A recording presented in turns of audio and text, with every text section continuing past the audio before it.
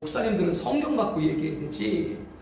오전에 말한 것처럼 QAnon이나 프리메이슨 일루미나티가 아무리 그럴싸하게 흥미있는 얘기처럼 들려도 성경 없으면 안 된다. 그런 얘기들을 보게 되면 그 출처가 뭐라 그랬어요? 소설이에요. 소설책 보고 쓴 거예요. 어떤 얘기는 히람 얘기 여러분에게 말씀드렸죠. 성전 건축에 있었던 그거를 가지고 각색한 그런 설화예요. 설화. 어떻게 그런 얘기가 성경의 권위와 같을 수가 있어요? 우리들은 얘기할 때 어떤 얘기든지 성경에 근거 없고 얘기될 줄로 믿습니다. 7년 환난과 7년 평화주에게 성경적 근거를 말씀드린 거예요. 요것만 아셔도 오늘 오신 거 여러분들 목적을 거의 다 반 이상은 이뤘다. 그렇게 봅니다. 208쪽 보세요. 이와 같이 주제에 대해 개략적으로 살피고 본론을 이어가야 한다. 특히 7년 환난을 인정하는 세대주의가 이 얘기 많이 하죠.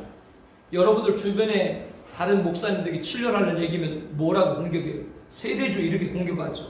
세대주의가 뭔지도 모르고 그렇게 얘기하는 거예요. 사실은.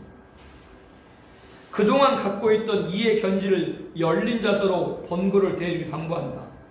통념적 견해, 그것이 성경의 증언을 제한한다면 전자를 안전의 장치 여기기보다 후자를 발전의 계기로 삼는 것이 필요하다. 통념적 견해, 7년 환난은 세대주의다. 그거 버리라 그 말이에요.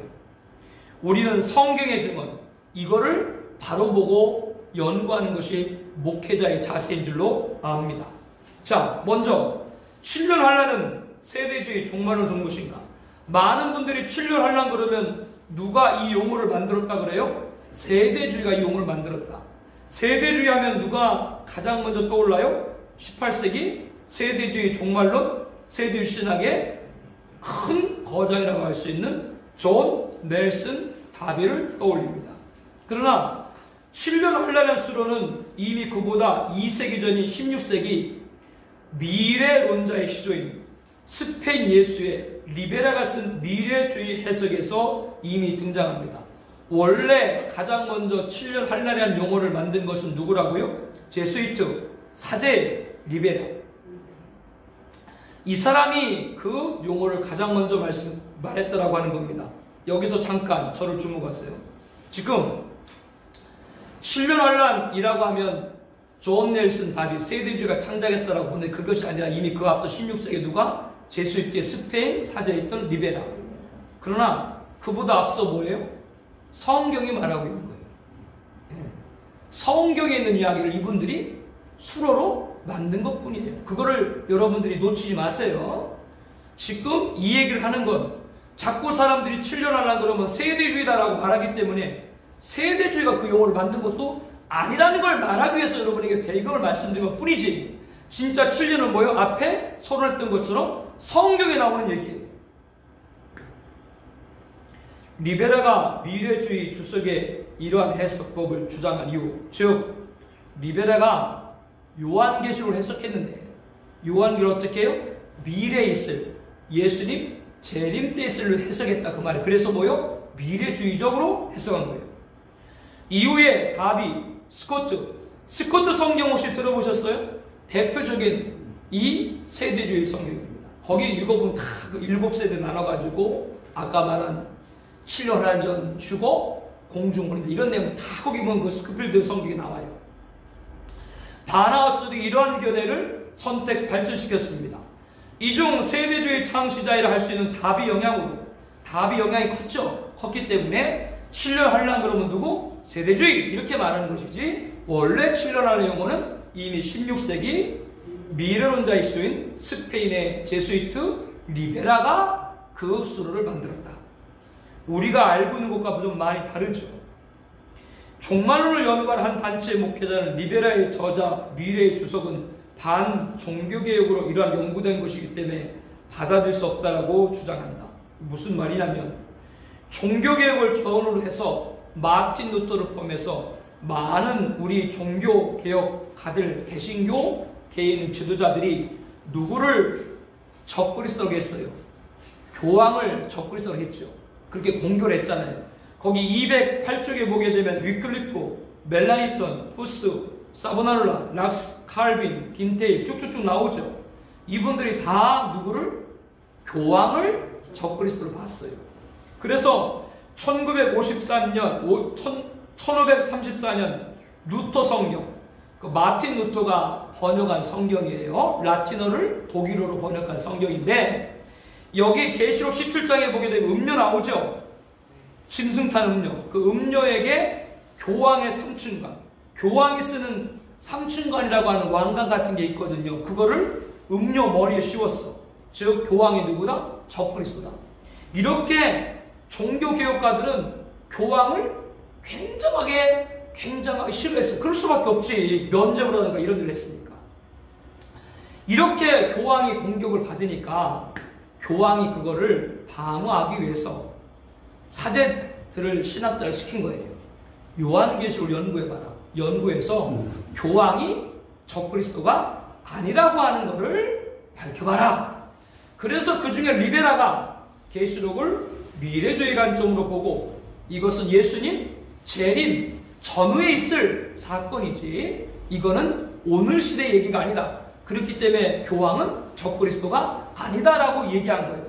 그러니까 이 말은, 즉 교황이 리베라라고 하는 사제를 통해서 교황이 적그리스도가 아니라고 하는 걸 밝히기 위해서 계시록을 기록한 것이, 미래주의로 해석한 것이 이 내용이기 때문에 우리가 신료한란을 인정하면 교황을 적그리스도가 아니라고 하는 걸 막기 위해서 쓴 로마 캐톨릭의 주장에 동조하는 것이다라고 하는 얘기예요. 이걸 비판하는 거예요. 제 말이 좀 어렵나요? 그런데 이게 무천년에서 공격을 해요. 무천에서 세대주 그러면 너 교황이 적그리스도 아니다고 하는 거 그거 리베라 통해서 미래주의로 계시록을 해석해서 한 건데 너 그러면 캐톨릭 그 사람들 함정에 빠지는 거 아니냐라고 얘기하는데, 이건 너무나도 어리석은 얘기예요. 왜냐하면 리베라뿐 아니라 알카자라고 하는 신부가 있었는데 그 신부도 계시록을 썼어요. 해석을. 근데 이 신부는 아까 말하던 리베라는 미래주의, 예수님 재림 때 있을 일로 해석했고, 이 알카자는 요한계시록을 과거에 있을 일로 해석을 했어요. 초대교회, 즉 열불 이런 것들은 초대교회 성도님들이 신앙생활을 할 때 로마 황제에 박해받았죠. 그래서 이거는 옛날 과거 때 이야기지 오늘날 교황을 적그리스도 얘기하는 것이 아니다. 이거를 변론했어요. 그러면 오늘날 무천년주의는 요한계시록을 해석할 때 과거주의로 해석을 하죠. 계시록에 나와 있는 열불, 짐승 같은 걸 누구로 해석을 해요? 과거 초대교회 때 성도를 핍박했던 로마 황제로 그렇게 해석하죠. 무천년에 그렇게 해석하죠. 그러면 무천년에 그렇게 해석하면 아까 말했던 알카자라고 하는 로마 캐톨릭 신부 얘기와 똑같아 안 똑같아요? 그럼 무천년도 그럼 로마 캐톨릭의 그 함정에 빠진 건가? 어리석은 얘기다. 자꾸 사람들은 어떤 걸 주장하고 어떤 걸 반박할 때 저거를 쓴 사람이 누구다? 여러분, 성경 66권 우리 캐논으로 인정하죠. 그래서 캐톨릭과 다르잖아요.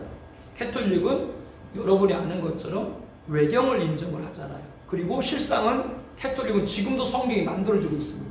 왜? 어떤 훌륭한 믿음의 사람이 신앙생활 사람, 그 사람의 이야기를 기록을 해요. 그러면 카톨릭에서는 정통을 강조하기 때문에 어떤 그 사람들이 일컫는 성인이라는 사람들의 일생을 잘 기록하면 그것이 뭐요? 성경과 거리가 같아. 이게 지금 캐톨릭이죠. 우리 인정하지 않죠. 그런데 우리가 성경 캐논 66권을 인정하는데 구약 39권 그거는 누가 그 성경을 정경으로 인정한 거예요? 역사 보면 유대학교. 신약 27권은 누가 정경으로 그걸 최종 확정한 거예요? 로마 캐톨릭. 그럼 우리가 성경 66권을 하나님 말씀 믿으면 유대를 합비하고 로마 캐톨릭 우리가 따르는 건가요? 이거 어리석은 얘기래요. 자꾸 사람들이.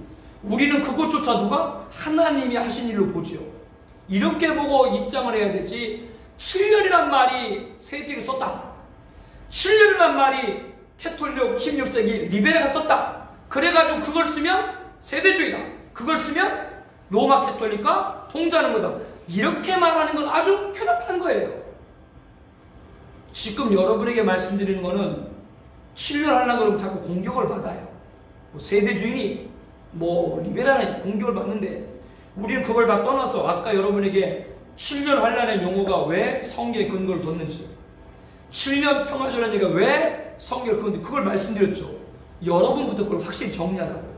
정리하시고 이런 사람들이 반박할 때 우리는 뭐예요? 성경적으로 답변할 수가 있어야 됩니다. 210조 그런 내용이에요. 그런 내용. 예, 그런 내용입니다. 쭉 그냥 넘어가요. 210조. 제가 목이 좀 많이 가라앉았거든요. 어제도 노예에서 회의가 있어가지고 아침에 일찍 가가지고 늦게까지 막 회의가 끝나고 오느라고 제가 어디에 출마하게 됐는데 저를 사퇴시키려고 하시는 분들이 계셔가지고 뭐 자세한 얘기는 제가 할 필요가 없겠습니다만 그런 일이 아주 재밌는 일이 있었어요. 하나님이 다 치게 해주셨어요. 깨고 그래서 주일날 아까 저 찬양하는 것도 들었지만 제가 찬양을 조그맣게 크게 해요. 주일날도 제가 예배 1부, 2부, 3부 해가지고 저녁까지 제가 드리는데 하여튼 고래고래 소리 질러서 3시간, 4시간 찬양을 해요, 혼자. 그러니 목이 남만하진 않아요. 남만하진 않아요. 그래서 좀 많이 또 가라앉아가지고 여러분 듣기가 조금 불편하시더라도 이해를 좀 해주시기 바랍니다. 거기 210쪽의 두 번째 섹션 저자는 본장에서 찾았어요? 네. 예, 저자는 본장에서 7년한 용어가 세대주일이 창시된 것이 아니다. 그리고 7년을 인정하면 로마 캐톨릭 음모에 빠지는 거다. 아니다. 우리는 뭐요? 성경을 갖고 얘기한다. 그걸 지금 말씀드립니다. 두 번째 선 자신의 편견 찾습니까? 자신의 편견에 빠져 반대를 위한 반대를 해서는 안 된다.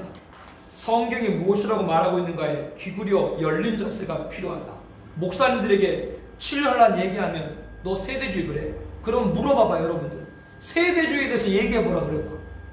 아는 게 뭐가 있는지. 자기들도 세대주의가 뭔지 잘 몰라. 그리고 옛날에 신학교 신대원 다닐 때 교수분들이 세대주의가 하나 말한 걸 그거 몇 가지 머리에 들어있는 그걸로 전부 종말론을 안다라고 생각하고 있어요. 그리고 계시록을 진지하게 연구하잖아요. 읽고 듣고 지키는 자는 복이 있나니. 왜 계시록이 읽으면 화가 되고 계시록을 설교하면 문제가 되면 왜 하나님이 그거를 읽고 듣고 지키라고 했겠어요? 그거를 읽고 듣고 지키면 복이 되기 때문에 하신 줄로 믿습니다. 근데 왜 계시록 닫냐고요? 닫으니까 아까 말한 음모론 같은 것이 나오고 신천지 같은 데서 계시록 가지고 성도를 미혹할 때 교회는 속수무책으로 당하는 겁니다. 각 교회마다 신천지서 편지 같은 거 꾸준히 보내죠. 지금도 보내죠. 저한테도 매일 와요. 계시록관에 관한 말씀도 많이 나오고 뭐 말씀으로 토론합시다. 뭐 말씀 변론합시다. 그래요. 내가 그랬어요. 2만 원 좀 나오라고 나랑 얘기 좀 하자고. 자기가 뭐 교회를 사자라고 21장에 나와 있는 자기가 사자래요. 자기가 계시록을 다 안대. 나랑 좀 얘기 좀 하자.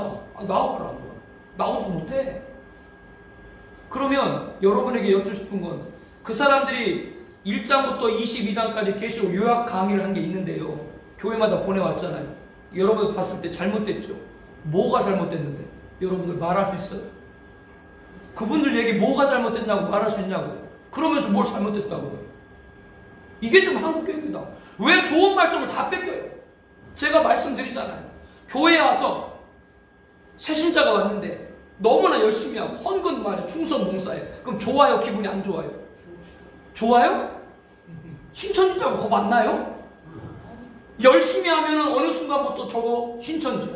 계시록 보면 어느 날부터 신천지. 좋은 거 다 뺏겨. 새로 살래. 좋아요 안 좋아요? 거룩한 새로 살래. 좋은 말인데 어느 날부터 신천지 쓰면은 저 신천지야. 아니야 저 신천지. 좋은 건 다 빼가요. 이단이 뺏어가는 거 우리가 뺏긴 거예요. 정말 안 가. 뺏긴 거예요. 뺏긴 거. 뭐 신천지 그러면 얼마나 좋은 말씀인데 그게 신천지 그러면 다 이단이고 열심히 하면 다 이단이고 계시록 하면 다 이단이고. 이 책임은 한국교회 목회자들에게 있습니다. 다른 데 책임 없습니다. 7년 하려고 그러면 저거 세대주의야. 성경도 안 보고 7이래가 7년 하려는 말입니다. 그게 한 이래가 7년 하려고 그러면 한 이래가 상징이 실제네. 내가 여쭤봤어, 그분에게. 다니엘서 4장에 보게 되면 느부갓네살 왕 나오잖아요. 교만했잖아요. 하나님 쳤잖아요. 광인이 됐잖아요. 광인 된 게 얼마로 나와요? 7대. 그 7대 여러분들 얼마예요, 기간이? 네? 무천일이 됐든 전천일이 됐든 어느 성경학자에 다 7년으로 보죠. 그러면 다니엘서 똑같은 성경의 7장에 보게 되면 한때 두때 만때가 나와요. 종말의 후사년가? 그 한때 두때 반때는 그럼 뭘로 봐야 돼요? 일반 그런 주석가들은 뭐라고 해요? 상징이래요. 아니 왜 다니엘서 4장에 나와 7대는 7년인데 다니엘서 10장에 나와 한때 두때 반때는 상징이라고? 이유가 뭐? 이유가 없어요. 다 닫아, 종말 계시를. 종말론에만 가면 전부 다 뭐예요? 다 상징으로 덮어버려요. 이게 지금 우리의 한국교회예요. 7년 이래, 이래가 7년의 근거입니다. 그 이래는 상징이래. 1260일 42달이 전사년반 후사년반을 말하는 겁니다. 그러면 그 상징이래. 두 증인은 종말의 사명을 감당할. 구약엔 누구 증인? 여호와의 증인. 이사야 나오잖아요. 내 증인 여호와의 증인. 신약은 누구 증인? 사도행전 8절. 내 증인 누구 증인? 예수 증인. 종말엔 무슨 증인? 두 증인. 증인으로 끝나요. 그 얘기를 하면은 두 증인은 교회를 상징합니다. 계시록만 가면 다 상징이에요. 아무 이유가 없어요. 7년 다 상징. 우리들은 그렇기 때문에 로마 캐톨릭 사제가 있다, 다비가 발전시켰다, 그걸 떠나서 성경에 말하는 것이면 그 말씀을 그대로 믿어야 될 줄 믿습니다. 이거를 인정하지 않으면 그 사람은 종말 계시 안 열려요. 죄송한 표현으로 그분은 계시록 손대면 안 돼요. 다 계시록 무의로 돌려버려요. 전부 다 상류로 돌려버려요. 찾을 게 아무것도 없다라고 말하면 안 되겠죠. 그냥 지금 같은 교회 시대의 신앙생활에 도움 주는 것. 교회 시대는 영원하지 않습니다. 교회 시대에 주신 말씀, 로마서를 중심으로 서신서, 교회 시대 교회론. 계시록은 뭐요? 말 그대로 종말 시대에 준 종말론인 줄 믿습니다. 이거를 선명하게 구분 못하면 그분은 계속 헤매고, 계시록은 전부 다 뭘로 봐요? 그냥 다 상징으로만 봐요. 거기 박윤선 박사님 여러분 다 아시죠? 박윤선 박사 이런 말을 했습니다. 학자들의 학설을 인용할 때, 거기 찾고 계세요? 학자들의 학설을 인용할 때 어떤 문구에 있어서는 혹시 신학 처지가 다른 주석가들에게 인용한 바도 있다. 그것은 그들의 신학사상 체계를 닫는다는 의미가 아니고 다만 신학사상 정통이 아닌 그들까지도 별 수 없이 그 문구 해석에 있어서는 우리와 일치하는 것을 드러내는 것뿐이다. 이게 요한계시록을 주석하시면서 머릿말에 박윤순 박사님이 쓰신 글입니다. 박윤순 박사님의 가장 첫 번째 주석이 뭐예요? 답을 다 가르쳐 드렸잖아요. 요한계시록이니까 제가 그걸 여러분이 여쭙겠지. 그분께서 미국에 유학을 가기 전에 한국에서 배를 타고 먼저 일본으로 갔습니다. 우리나라 비행기가 없잖아요. 그 비행기를 타는 과정에서 계시록을 다 암송하셨어요. 전부 다. 그러니까 그분들 신학자들은 우리와 비교가 안 돼요. 한 후배 목사님 얘기를 따르면, 그분 직계 후배 목사님 얘기를 따르면, 한 번 말씀을 묵상하면 뒤에서 누가 바가지를 갖고 똥을 여기다가 퍼봐도 그거를 퍼본 줄을 모른대요. 그걸 보느라고. 그렇게 성경을 보고 해석한 분과 이전 목사 같은 사람은 비교가 안 되죠. 그 박윤선 박사님 뭐라고 해석했냐면, 어떤 해석에 있어서는 우리의 신학과 다른 사람의 얘기를 같이 동의할 수 있다. 그러나 그것을 동의한다고 해서 그 사람의 신학 체계를 내가 받아들이는 건 아니다. 바꿔 말하면 내가 어떤 종말로 해석하는 데 있어서 세대주의 같은 신론을 내가 사용할 수 있다. 그렇다고 해서 내가 세대주 신학을 받아들이는 것이 아니다. 이게 이 얘기예요. 성경 용말을 이렇게 해라.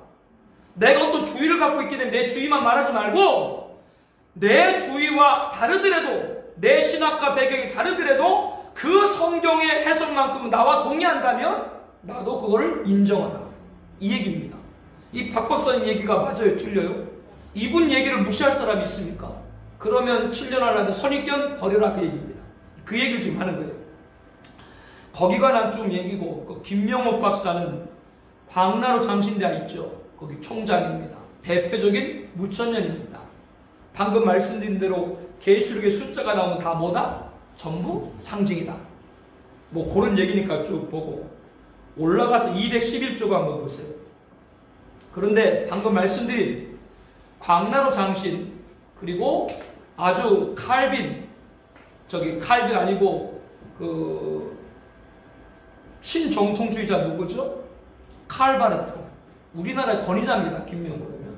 그러니까 장로교 목사님이라도 이분은 광나루 장신되고 아까 말했던 칼바르트 신학의 아주 권위자이기 때문에 신학병이 달라요. 좀 다릅니다. 무슨 말이냐면 저는 합동이거든요. 우리 합동의 총신 있죠. 이 합동의 총신은 메이첸, 칼빈, 죄송합니다. 바울, 칼빈, 어거스틴, 박형룡, 메이첸, 박형룡 이렇게 우리는 이어져요. 우리는. 그런데 장나루 장신은 달라요. 거기도 뭐 시작은 바울이라고 얘기하겠죠. 거기도 칼빈이라겠죠. 그다음 그분들 중간에 칼바르트가 들어갑니다. 이종서. 그분들은 신정통이라 좀 우리는 인정하지 않습니다. 그걸 보수신앙으로 안 봅니다. 자유신학의 변형이지. 자유신학의 변형으로 봅니다. 이걸 지금 말씀드리는 건 왜 이걸 말씀드리냐면 아까 김명옥 박사님은 그렇게 장신대 출신이고 칼바르트 신학의 권위자이기 때문에 그렇게 얘기를 한다고 쳐요. 다 상징으로 쳐요. 그런데 우리같이 합동해서 총신대학에서 공부한 권성수 목사님 모르는 분은 있죠? 없죠? 대구 동신교회 권성수 목사님 아주 유명한 목사 신학자세요. 우리 총신대에서는 교수를 못해요. 목사님들은 담임 목사 못해요. 목사하려면 내놔야 돼요. 그래서 대구로 내려가셨어요. 지금 대구에서 가장 큰 교회를 만드셨어요. 부임한 지 20년 만에. 목회도 잘하시죠. 저기 우리 이기천 목사님, 사이 목사님 내가 지금 거기 가 있어요. 좋은 교회예요. 그런데 이번에 설교 예수님은 자신을 성전으로 비유하여 성전을 헐라 내가 사흘 동안 일으키리라 했던 것처럼 비유죠. 성전을 헐라 이 말은 뭐 예수님이 3일 만에 부활한다는 그 얘기를 비유로 말씀한 거죠. 그랬던 것처럼 7년 환란은 뭐요? 상징이다. 예수님 재림하시기 이전 어떤 환란의 때를 말하는 것이지 7년 기간을 말하는 것이 아니다. 그렇기 때문에 이 권성수 목사님은 무천년주의인데 7년 환란 없고 지금 같은 환란, 이게 환란이다. 우리가 7년 환란, 여기서 잘 들으세요. 주목해야 돼요. 우리가 말하는 7년 환란의 것은 적그리스도 등장 이후에 그자를 중심으로 펼치는 대환란을 말하는 거고 무천년은 환란을 말하는데 지금 그냥 이런 환란 뭐 기후 재앙도 오고 사건 이거 완전히 달라요. 아까 말씀드렸잖아요. 김명옥 박사같이 장신대를 나오고 칼바르트 신학을 공부한 분도 상징. 이상하게 그분과 신학 배경이 완전히 달라. 완전 다른데도 뭐요? 상징. 계시록은 다 상징으로 가요. 진보, 보수 다 상징으로 갑니다. 이게 지금 한국교회. 그러니까 이 교회를 가도 7년은 상징. 저 교회를 가도 7년은 상징. 우리 교회만 오면 7년은 실제. 그러니까 우리 교회 오면 머리 아픈 거예요. 그래서 누구 우리 얘기하지 말고 성경을 얘기해야 되는데 지금 한국 대표 두 분만 얘기했지만 한국은 대부분 다 상징으로 덮여버렸다. 그렇기 때문에 종말 계시가 다 닫혀있다라는 얘기를 여러분에게 말씀을 드리는 겁니다. 그런 얘기고요. 쭉 내려가 보게 되면은 정성욱 박사 밑에서 세 번째 쓴 정성욱 박사 찾았어요? 네. 정성욱 박사 얘기입니다. 분명하게 기억해야 될 것은 우리 주 예수님 자신이 대환란에 대해서 친히 가르쳤다. 아까 제가 마태복음 24장 읽어드렸죠. 그것처럼 이 정성욱 박사님은 환란을 인정하는 거예요. 대환란 기간이 7년이냐 아니냐는 문제는 찾아들어도 예수님 재림 직전에 일정한 기간에 대환란이 있을 것이며 대환란 시기는 누가 출현? 적그리스도 출현과 연계될 것이고 이것을 누가 가르쳤다? 예수님이 가르쳐줬다. 여기서 잘 봐야 돼요. 이분은 이렇게 딱 얘기하는 거예요. 7년 환란이 우리가 생각하는 7년이 아닐 수도 있다. 그러나 예수님 재림 전에 일정 기간 동안에 지금과 같은 환란이 아니라 아주 적그리스도 중심의 대환란이 있을 거다. 정성욱 박사는 아까 권동수 박사는 다르죠. 이 정성욱 박사 얘기를 한 거는 이재원 목사만이 무명의 목사가 이런 얘기를 하는 것이 아니라 정성욱 박사 같이 덴버 신학교 교수거든요. 하버드 나오고 캠브리지 나왔는데 이렇게 신학자들 가운데도 이재원 목사 같이 7년 환란과 적그리스도 중심의 대환란을 인정하는 분이 있다. 이거를 지금 말하기 위해서 말씀드리는 거예요. 여러분이 오늘 이렇게 공부하고 하면 지금 배운 얘기들 전부 다 이재원 목사 얘기만으로 알 거 아니에요. 그렇지 않아요. 이런 분들 수가 많지 않다 뿐이지 없는 게 아니에요. 이해가 되시죠? 네. 7년 환란 절대로 세대주의다 딱 그렇게 편견 갖지 말아라. 성경을 보자라고 하는 얘기입니다. 계시록은 언제 있을 사건이다? 종말론적, 즉 예수님 재림 7년 전부터 있을 일이다. 이걸 오늘 우리들 이렇게 본다라고 하는 겁니다. 212쪽에 예수 재림에 관한 징조로 7년 환란을 보여주고 있다는 사실을 발견하기는 어려운 일이 아니다. 성경 보면은 그냥 나와 있어요. 어려운 얘기 아니에요. 이 같은 계시는 구약에서는 유대인의 환란 시기를 통해서, 즉 아까 다니엘서 말씀드렸죠. 다니엘서는 유대인한테 준 종말 계시입니다. 이걸 잘 구분해야 됩니다. 계시록은 유대인이 당할 7년에 전 세계가 당할 7년이 뭐예요? 계시록입니다. 요거를 잘 구분해야 됩니다. 이거를 구분하지 못하면 그분은 바른 종말 계시를 정립하기가 어렵습니다. 성도들의 예언의 사역을 위한 회개 기간, 계시록에서는 실로 여러 가지 형태로 거듭도 말씀해주고 있다. 종말의 7년 환란 시작하고 전사님만 동안은 누가? 두 증인이 예언 사역을 통해서 교회라고 뭐요? 절대로 배교에 빠지지 말아라 라는 예언 사역에 말씀드렸죠. 이렇게 계시록에 보게 되면 전사님과 후사님만이 명확하게 나와요. 근데 이걸 다 뭘로 봐요? 상징으로 봐요. 그게 참 가슴 아픈 일이에요. 그렇기 때문에 적그리스도 뭐로 봐요? 다 상징으로 보는 겁니다. 새하늘과 새 땅도 뭘로 봐요? 상징으로 보고 교회다.